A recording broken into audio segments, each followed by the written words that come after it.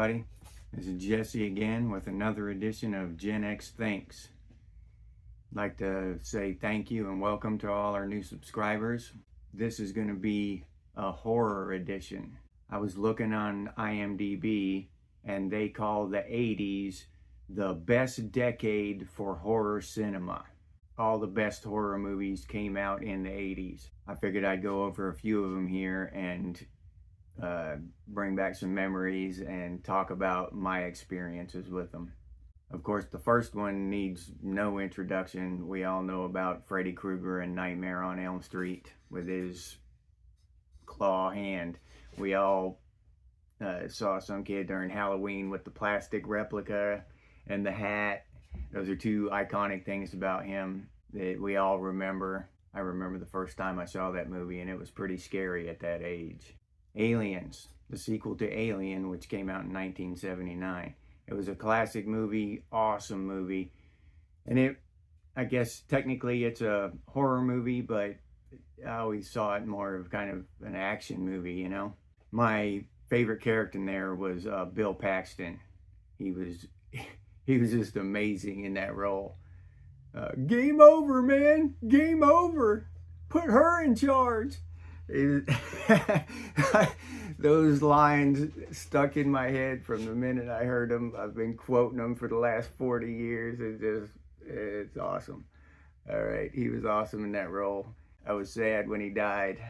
He was in a lot of great movies. Weird Science, Twister. He's been in a lot of great movies and played a lot of good roles. The Shining, when Jack Nicholson went off the rails there as they were snowed in up there on that mountain. That was a scary movie. That was, especially at that age, that was truly scary. When that iconic scene when he busts a hole in the door with the axe and puts his face up there, here's Johnny. That was awesome. But we've all seen that so many times since then, that picture and those words, that it's kind of, almost cliche now, but when the first time you saw that was wicked. American Werewolf in London. What was so special about that movie was the special effects. When he changed into the werewolf, that was just mind-blowing at the time. I mean, now we've got a lot more realistic stuff with CGI, the computer-generated stuff nowadays. But back then, for what they had to work with, that was just an awesome scene. The first time you saw that in the 80s. So just for that scene alone, the movie's awesome. I think they won an Academy Award for it, for best special effects. That's just a great movie. The whole thing's great. It's got a comedic element through it, but I'll always remember that, him changing into that wolf on his girlfriend's floor there. That was awesome. The Fly. I think they had an older one in the 50s or something. They've made a newer one since then, but the one that sticks in my mind as The Fly is the one in the 80s, and that was just with Jeff Goldblum. That movie, I don't know if it really scared me or just disturbed me. I was just I remember feeling just, whoa. You know what I mean? When he grabs that dude's arm and pukes on his hand. That movie was disturbing. Yeah, that was a classic. Images just stick in your head, and you got to admit that was a really good movie, and it has a long-lasting impact, especially on teenagers. Those images and scenes really travel with us through time. Poltergeist. That little girl up against the staticky TV. They're here.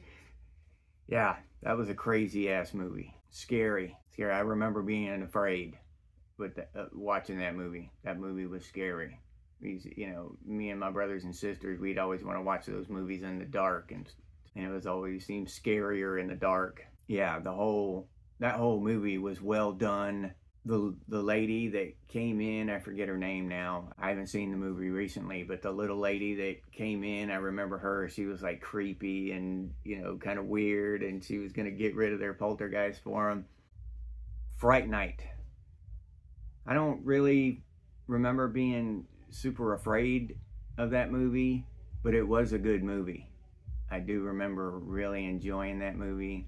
I don't remember every scene. It's not one of those movies that I have watched, you know, a dozen times in the last few years, but I remember really enjoying it as a kid. And that kid had a neighbor that was a vampire, and he was trying to stay alive, and the vampire was after him. So that I remember that movie, and I think that movie is actually good enough. It deserves more attention in this video, but I just don't remember enough about it. I need to rewatch it. The Thing, that movie there that was another special effects masterpiece. The imaging there that sticks in your mind with the flailing monster tentacles and all the blowtorches and, you know, the fire and the ice, and that was a scary movie and a disturbing movie. Yeah, it's like Poltergeist and The Fly mixed together. That was another classic. That one definitely stuck with me, and probably the movie that left the longest imprint on me, just as creepiest, and, you know, got into my psyche and, you know, just creeped me way the hell out, was The Serpent and the Rainbow. That movie was just so dark and unsettling, and because the guy didn't know what was going on, and the first time you watch it, you don't know what's going on, you know what I mean?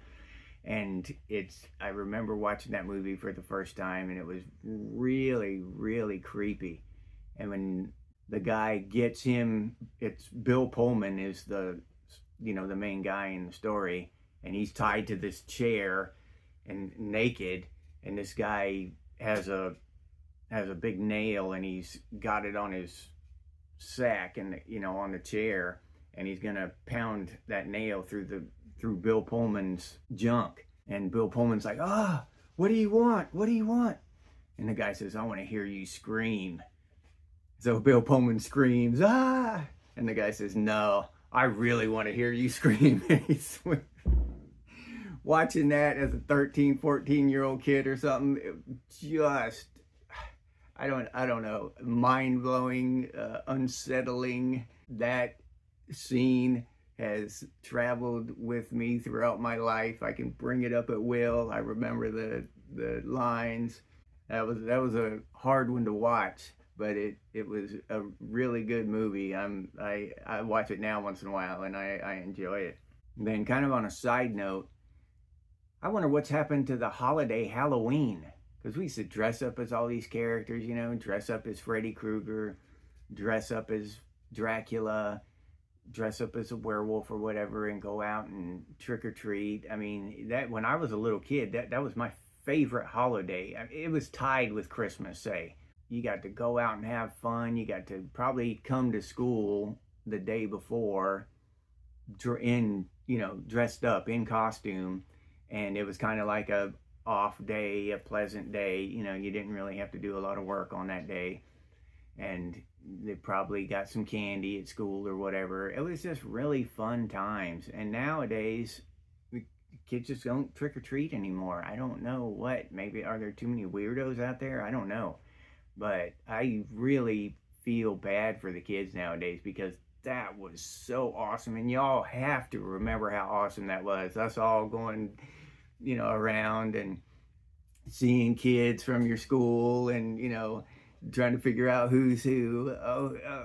Where's Johnny? Oh, he's the vampire over there, you know, stuff like that. It was so much fun. And then some of the adults who are handing out candy, they try to scare us. You know, they'd have little things set up on their front porch or something that would pop up and try to scare you. It was really fun times. All right, and I'll leave you there on that nostalgic note.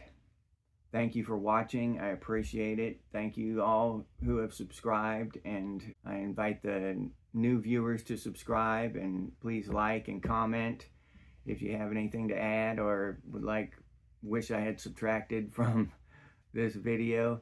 Thank you so much. I really appreciate it, and I'll see you on the next one.